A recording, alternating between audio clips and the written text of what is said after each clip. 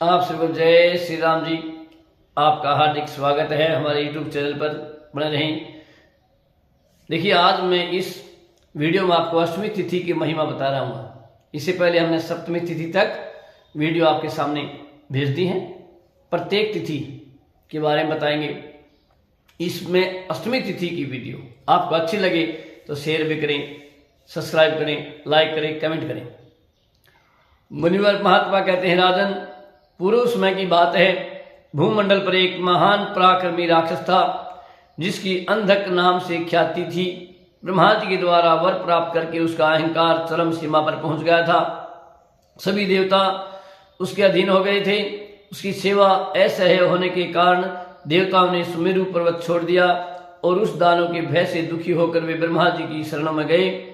उस समय वहां आए हुए प्रधान देवताओं से पितामह ने कहा, सुरगणों, कहो तुम्हारे आने का क्या प्रयोजन है, तुम क्या चाहते हो?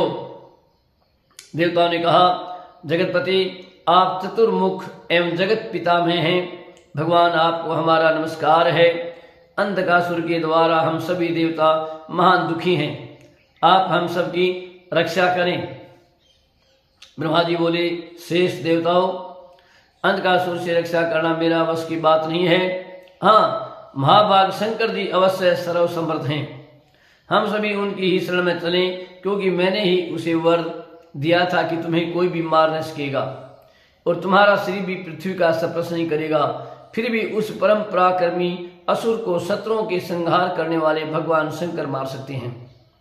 अतः हम सब लोग उन्हीं कैलाशवासी प्रभु के पास चलें। राजन, इस प्रकार कहकर ब्रह्मा जी सभी देवताओं के साथ भगवान शंकर के पास गए। उन्हें देखकर भगवान शंकर ने प्रत्युत्थान आदि द्वारा स्वागत करके उनसे कहा, आप सभी देवता किस कारण से यहाँ पधारे हैं? आप शीघ्र आज्ञा दें, जिससे मैं आप लोगों का कार्य तुरंत संपन्न कर सकूं। इस पर देवताओं ने कहा, भगवान, दुष्चित महाबली अंधकासुर से आप हमारी रक्षा करें। अब ये ऐसा कह ही रहे थे कि विशाल सेना लिए अंधकासुर वहीं आ धमका। उस समय वह दानव पूरे साधनों के साथ आया था। उसकी इच्छा थी कि वह युद्ध में चतुरंगी सेना के सहारे शंकर जी को मार करके उनकी पत्नी पार्वती का अपहरण कर ले। उस सहसा इस प्रकार प्रहार के लिए उद्यत देख करके रुद्र भी शुद्ध युद्ध के लिए उद्यत हो गए। सभी देवता भी उनका साथ देने को तैयार हुए।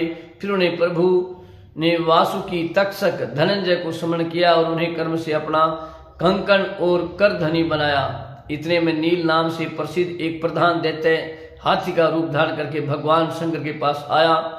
नंदी उसकी माया जान गए और वीरभद्र को बतलाया। बस क्या था, वीरभद्र भी सिंह का रूप धारण करके उसी तत्काल मार डाला।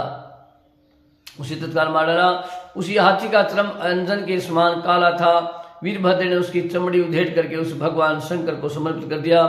तब रुद्र ने उसके वस्त्र के स्थान पर पहन लिया। तभी से वे गजादीनधारी हुए हैं। इस प्रकार गज चरम पहन करके उन्हें श्वेत सर्प का भूषण भी धारण कर लिया और फिर हाथ में त्रिशूल लेकर के अपने गणों के साथ उन्हें अंधकासुर पर धावा बोल दिया। अब देवता और दानवों में भीषण संग्राम प्रारंभ हो गया। इस अवसर पर इंद्र आदि सभी लोकपाल, सेनापति, स्कंद एवं अन्य सभी देवता भी समारंगण में उतर गए। युद्ध के स्थान पर उतराए, युद्ध के मैदान में उतराए। यह स्थिति देख करके नारद जी तुरंत भगवान नारायण के पास गए और बोले, भगवान, कैलाश पर देवताओं का दानवों के साथ घोर युद्ध हो रहा है। यह सुनना था कि भगवान जनार्दन भी हाथ में चक्कर लेकर के गुड़ पर बैठे और युद्ध स्थल में पहुंच करके दानवों के साथ युद्ध करने लगे। उनके वहां आ जाने पर देवताओं का उत्साह कुछ बढ़ा अवश्य, किंतु उस समर में उनका मन एक प्रकार से मलान हो चुका था। अतः वे सभी भाग चले। जब देवताओं की शक्ति समाप्त हो गई तो स्वयं भगवान रुद्र अंधकासुर के सामने गए। उसके साथ उनका रोमांचकारी युद्ध आरंभ हो गया। उस समय उन प्रभु उस दानव पर त्रिशूल से भीषण प्रहार किया। फिर घायल हो जाने पर अंधकासुर के शरीर से जो रक्त जमीन पर गिरा, उसी क्षण दूसरे असंख्य अंधकासुर उत्पन्न हो गए। युद्ध भूमि में ऐसा अत्यंत आश्चर्यपूर्ण दृश्य देख करके परम प्रभु भगवान रुद्र ने प्रधान अंधकासुर को त्रिशूल के अग्रभाग से बीन दिया और उसे लिए हुए नाचने लगे। शेष माया में अंधकासुर को भगवान विष्णु ने अपने चक्कर से काट डाला। शूल प्रोत प्रधान अंधकासुर के शरीर से रक्त की धाराएं अब भी निरंतर प्रवाहित हो रही थी। अतः रुद्र के मन में भीषण क्रोध अग्नि भड़क उठी, जिससे उनके मुख से अग्नि की ज्वाला बाहर निकलने लगी। उस ज्वाला ने एक देवी का रूप धारण करके लिया, जिसे लोग योगेश्वरी कहने लगे। इस प्रकार भगवान विष्णु ने भी अपने रूप के सदृश से ज्वाला द्वारा अन्य शक्ति का निर्माण किया। ऐसे ही ब्रह्मा, कार्तिकेय, इंद्र, यम, वराह, महादेव, विष्णु और नारायण, इनके प्रभाव से 8 मातृकाएं प्रकट हो आई। तब से हरि ने पृथ्वी का उद्धार करने के लिए वराह का रूप धारण किया था। उस समय जिन्हें अपना वे वाराही हैं। इस प्रकार ब्राह्मी, कौमारी, वैष्णी, वाराही, यमी, योगेश्वरी, महेश्वरी और महेंद्री, ये 8 मातृकाएं हैं। क्षेत्रज्ञ से हरि ने जिनका जिस कारण से निर्माण हुआ था उस पर विचार करके उनका वीर नाम रख दिया। ऐसे ही काम, क्रोध, लोभ, मद, मोह, मात्सर्य, पशुन्य हैं और असूया आदि इनकी 8 शक्तियां मातृका नाम से प्रसिद्ध हुई।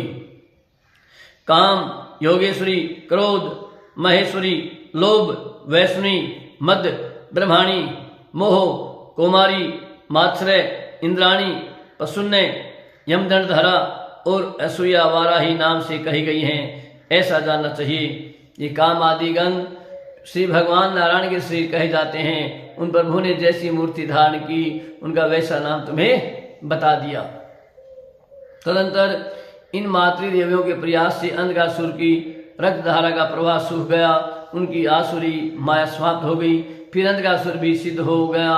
राजन, मैंने तुमसे यह आत्म विद्यामृत तत्व का दर्शन वर्णन किया है। मातृकाओं की उत्पत्ति का यह कल्याणकारी प्रसंग जो सदा सुनता है, वे माताएं उसकी प्रतिदिन सभी प्रकार रक्षा करती हैं। राजेंद्र, जो मुख से इन मातृकाओं के जन्म चरित्र का पाठ करता है वह इस लोक में सर्वथा धन्यवाद का पात्र माना जाता है। अंत में उसको भगवान शिव के लोक की प्राप्ति सुलभ हो जाती है। महाभाग, ब्रह्मा ने उन मातृकाओं के लिए उत्तम अष्टमी तिथि प्रदान की। अष्टमी तिथि का महत्व पता चल गया हो कि अष्टमी तिथि का क्यों किया जाता है। मातृकाओं का प्राकट्य हुआ था, जन्म हुआ था, इसलिए अष्टमी तिथि का महत्व है। और अष्टमी की ही कढ़ाई करते हैं, अष्टमी का हवन करते हैं, दुर्गा अष्टमी बोलते हैं। चलो, उत्तम अष्टमी तिथि प्रदान की। मनुष्यों की चाहिए कि इस तिथि में बिलव के आहार पर रह करके भक्ति पूर्वक सदा इनकी पूजा करें। इससे परम संतुष्ट होकर के मातृकाएं उसको कल्याण आरोग्य प्रदान करती हैं। जय माता दी, जय माता दी। अष्टमी का महत्व यही था जी, जय माता दी।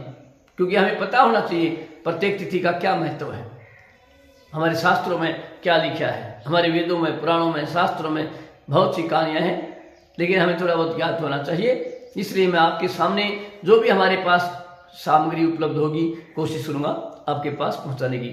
शेयर करें, कमेंट करें, लाइक करें, सब्सक्राइब करें। जय जय श्री राम जी।